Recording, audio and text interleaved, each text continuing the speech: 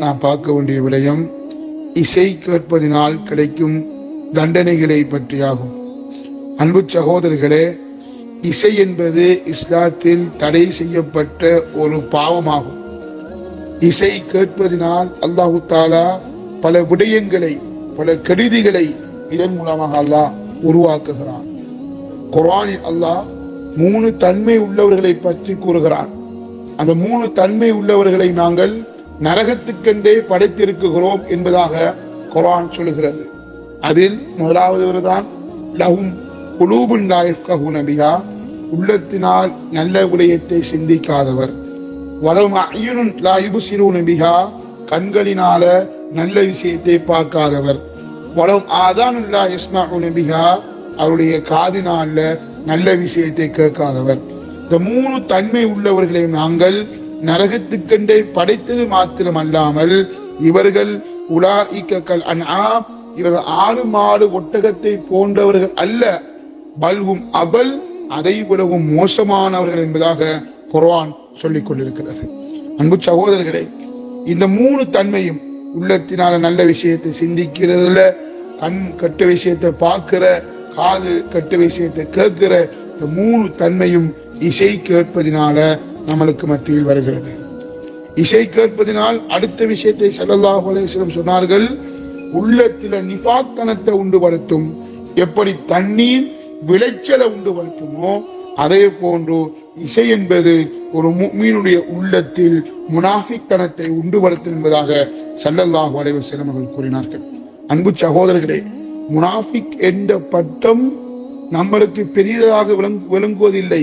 ஆனால் சஹாபாக்கள் முனாஃபிக் என்கிற விஷயத்தை பயந்திருக்கிறார்.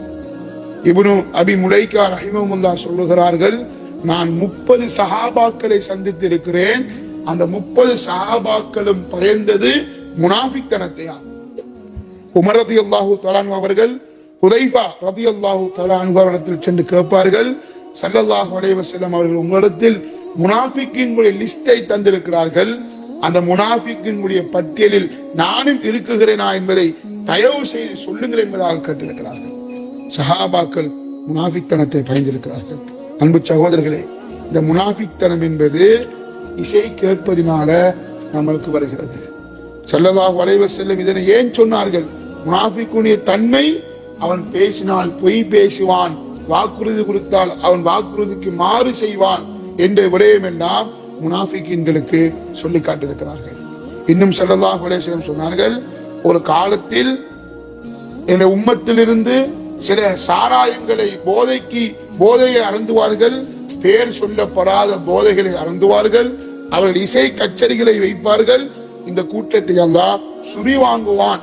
அது மாத்திரமல்ல, அவர்களை குரங்குகளாகவும் பண்டிகளாகவும் நாங்கள் மாற்றுவோம் என்பதாக ஸல்லல்லாஹு அலைஹி வஸல்லம் அவர்கள் சொல்லி காட்டியிருக்கிறார்கள். ஆக அன்பு சகோதரர்களே, இசை என்பது ஒரு மிகப்பெரிய ஒரு பாவமாகும். இசை கேட்பது நாம் இந்த வாழ்க்கையில ஒரு சிறிய பாவம் நினைச்சிருக்கிறோம். இந்த இசையை நம்ம உள்ளத்திலிருந்து அகற்றி குர்ஆனை பிரட்டி குர்ஆனை ஓதக்கூடியவர்களாக நாங்கள் மாற வேண்டும்.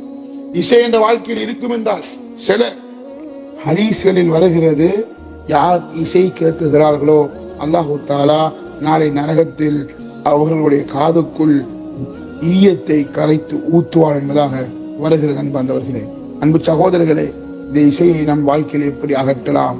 ரமதானில் இருந்து கொண்டிருக்கிறோம். இந்த ரமதானில என் வாழ்க்கையில் இருக்கிற இசையை அகற்றி நல்லவர்களாக வாழ்வதற்கு எல்லாம் அல்லாஹ் எனக்கும் உங்களுக்கும் தௌஃபீக் செய்வானாக. ஆகிர் தஅவானா அல்ஹம்துலில்லாஹி ரப்பில் ஆலமீன்.